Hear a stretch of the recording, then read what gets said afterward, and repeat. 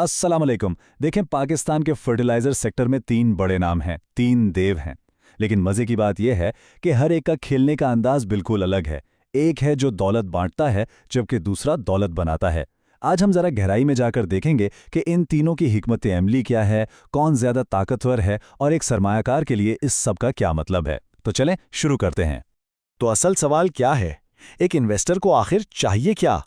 क्या उसे फौरी और मुस्तकिल मुनाफा चाहिए, या वो मुस्तकबिल की तेज रफ्तार तरक्की पर नजर रखे हुए है, या फिर कोई ऐसा रास्ता जो इन दोनों के दरमियान तवाजुन कायम करे? हमारी ये तीनों कंपनियां दरअसल इन्हीं तीन मुख्तलिफ सोच और हिकमत अमलियों की जीती जागती मिसालें हैं। अच्छा, तो आज हम क्या करने वाले हैं? सबसे पहले तो इन तीनों कंपनियों को जानेंगे, फिर वो फ्रेमवर्क समझेंगे जिसकी कसौटी पर हम इन्हें परखेंगे।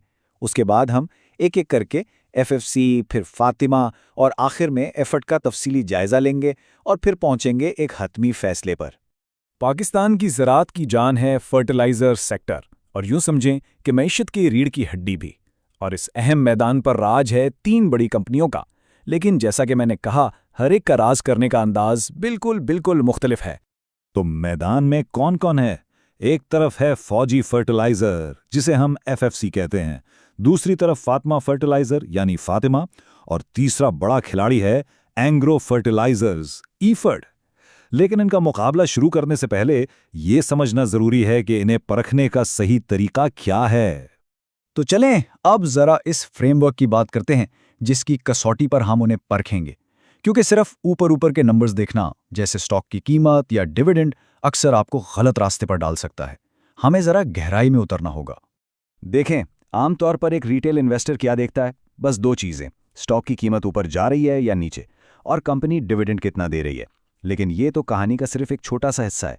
जो प्रोफेशनल्स हैं ना, वो कहानी को बिल्कुल मुख्तलिफ जाविये से देखते हैं। वो देखते हैं कि कंपनी अपनी कमाई का कितना हिस्सा बांट रही है और कितना पैसा मुस्तकबिल के लिए बचाकर वापस बिजनेस में लगा रही है। वो उसकी तवानाई की सप्लाई और लॉन्ग टर्म स्ट्रैटेजी को देखते हैं। यही असल फ़र्क है एक आम और एक प्रोफेशनल तज्जिए में। और ये गहराई में जाना इसलिए ज़रूरी है क्योंकि पाकिस्तान में फर्टिलाइजर कंपनियां सिर्फ खाद बनाने वाली फैक्ट्रियां नहीं हैं, ये असल में एनर्जी कंपनियां हैं। इनकी कामयाबी का सारा दारोमदार कुदरती गैस की मुसलसल सप्लाई पर है। मतलब ये कंपनियां हमेशा तवानाई की कीमतों और हुकूमती पॉलिसियों के रहमो करम पर रहती हैं। तो सबसे पहले बात करते हैं हमारे पहले कंटेंडर की, एफएफसी की। एफएफसी को अगर डिविडेंड किंग यानी मुनाफे का बादशाह कहा जाए तो बिल्कुल गलत नहीं होगा। इसका पूरा सिस्टम ही शेयर होल्डर्स को कैश देने के लिए बनाया गया है। जरा ये नंबर देखें, 37 रुपए फी शेयर।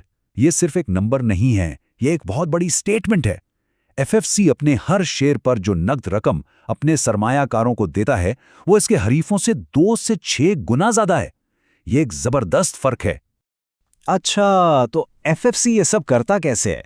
इसकी ताकत आती है मार्केट पर इसके कंट्रोल से। यूरिया मार्केट का 43% और डीएपी मार्केट का 62% हिस्सा एफएफसी के हाथ में है। इस गलबे का सीधा मतलब है कीमतों पर कंट्रोल और मुस्तहकम सेल्स, जो फिर मुस्तहकम मुनाफे की जमानत बनता है। इस बादशाहत के पीछे तीन बड़े स्तून हैं। पहला, ये अपनी कमाई का तकरीबन 70% हिस्सा सीधा शेयर होल्डर्स में बांट देती है। दूसरा, इसकी आमदनी सिर्फ खाद बेचकर नहीं आती, बल्कि दूसरी कंपनियों में इसकी सरमायाकारी से भी 22.4 अरब रुपए आते हैं। और तीसरा और सबसे अहम, इसने अपनी गैस की सप्लाई को महफूज बनाया हुआ है, जिससे प्रोडक्शन नहीं रुकती। अच्छा, ये तो थी एफएफसी की कहानी। अब मैदान के दूसरे कोने में चलते हैं, जहां खड़ी है फातिमा। अगर एफएफसी मुनाफा बांटने का बादशाह है, तो फातिमा मुस्तकबिल की तरक्की के लिए पैसा लगाने का बादशाह है, यानी ग्रोथ किंग। ये नंबर फातिमा की पूरी स्ट्रैटेजी का खुलासा है। तकरीबन 70%।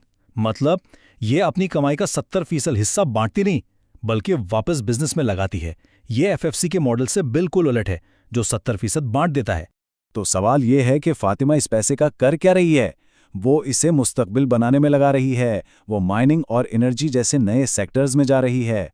अपने प्लांट्स पर सोलर प्रोजेक्ट्स लगाकर गैस बचा रही है। और सबसे बढ़कर इसके पास सालाना $60 मिलियन की फॉरेन एक्सचेंज की सहूलत है, जो पाकिस्तान जैसे मुल्क में इंपोर्ट करने के लिए एक बहुत बड़ा स्ट्रैटेजिक एडवांटेज है। और अब आते हैं हमारे तीसरे खिलाड़ी ईफर्ड पर। ईफर्ड की कहानी एफएफसी और फातिमा से थोड़ी मुख्तलिफ है। ये एक बहुत ही मजबूत और अच्छी कंपनी है, लेकिन ये इन दोनों के बीच में कहीं खड़ी है। एक मुतवाजन खिलाड़ी। ये टेबल देखें, सारी कहानी खुद ही समझ आ जाएगी। डिविडेंड को देखें तो EFFT का 15 रुपये फी शेयर फातिमा के 6 रुपये से तो बहुत बेहतर है, लेकिन FFC के 37 रुपये के सामने कुछ भी नहीं। दूसरी तरफ जब ग्रोथ के लिए पैसा रखने की बात आती है तो EFFT सिर्फ 2 से 3 रुपये फी शेयर बचाता है, जबकि फातिमा तकरीबन 14 रुपये वापस बिजनेस में लगाती है। तो इससे हम एक नतीजे पर पहुंचते हैं जिससे हम मिडिल प्रॉब्लम कह सकते हैं। मतलब FIRT ना तो FFC की तरह सबसे ज़्यादा इनकम दे रहा है और ना ही FITMA की तरह सबसे ज़्यादा ग्रोथ का वादा कर रहा है। ये बिल्कुल दरमियान में है। तो मुख्तसरन एफर्ट की पोजीशन क्या बनती है?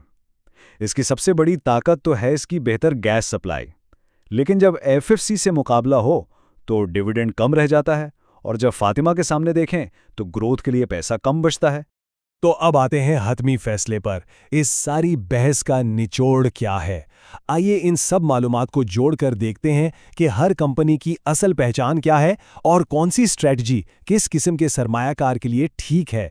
तो ये है जी final score card. Dividend king का ताज जाता है FFC को, उसकी जबरदस्त कैश पे आउट और मार्केट पर गिरफ्त की वजह से। ग्रोथ किंग है फातिमा, क्योंकि वो कमाई को वापस बिजनेस में लगाकर मुस्तकबिल की तौसी पर काम कर रही है।